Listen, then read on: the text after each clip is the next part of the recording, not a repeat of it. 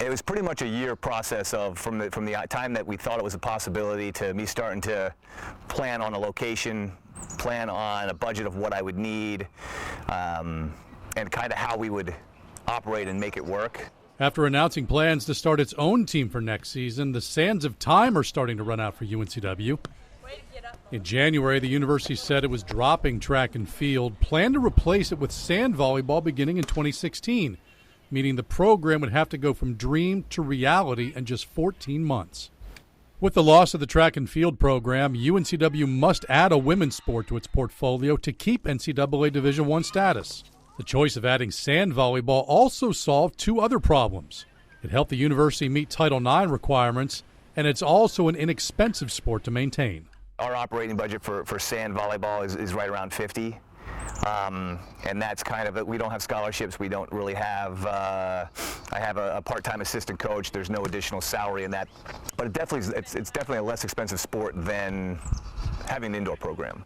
If the cost of UNCW's team is in the ballpark of Charleston's, it'll mean a significant savings of the athletic program. In cutting track and field, UNCW saves just over $595,000 annually, which means there's a potential to save close to $500,000 each year.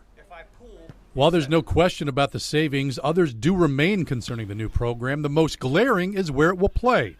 Senior Associate Athletic Director Joe Browning would only say that initially the team would play at an off-campus location, but he wouldn't talk long-term.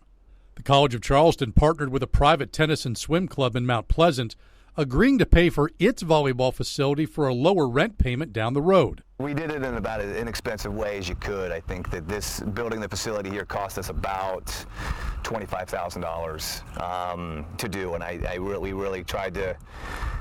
I think normally if you look online, they'll say the cost of a court to build a court is $18,000 to $20,000 to build one court, and we did three for $25,000. Along with saving money, the addition of sand volleyball also pays dividends for the indoor game as well.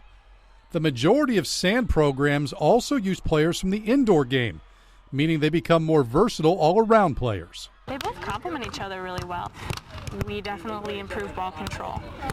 Everyone gets better at their defense. Everyone's better at hustling, running balls down, things that you have to do when there's only two of you on the court versus when there's six, you have more people to cover that space. But ball control definitely helps sand transferring indoor. UNCW also hoping the addition of this fledgling program will transfer into financial savings to benefit the entire athletic program heading long into the future. It's actually the fastest emerging sport to reach official sport status in the history of the NCAA. So it grew pretty quickly, and I think we had an idea that it would, and I think it's going to, once the NCAA picks it up, I believe it's going to continue to grow even more.